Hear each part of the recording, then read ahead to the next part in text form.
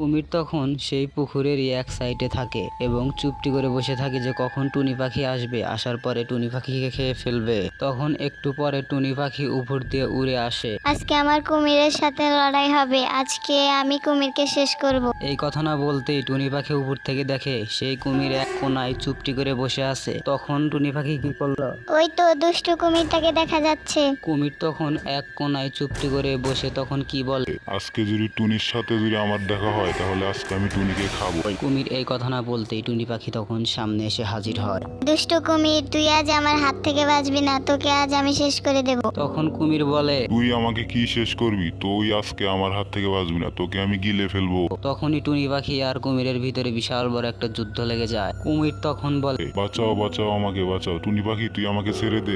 তুই আজকে আমার হাত থেকে বাঁচবি না, তোকে আজ আমি শেষ করে দেবই। তখনই টুনি পাখি সেই কুমিরটাকে একটা জাদু দণ্ড দিয়ে মেরে ফেলে। তখনই টুনি পাখিকে জঙ্গলের সমস্ত পশু পাখিরা ধন্যবাদ জানায় কুমিরকে মারার জন্য। তো বন্ধুরা, তোমরা যদি এরকম নতুন নতুন কার্টুন ভিডিও পেতে চাও তাহলে আমাদের ভিডিওতে একটা লাইক দিয়ে চ্যানেলটি সাবস্ক্রাইব করে দেবে।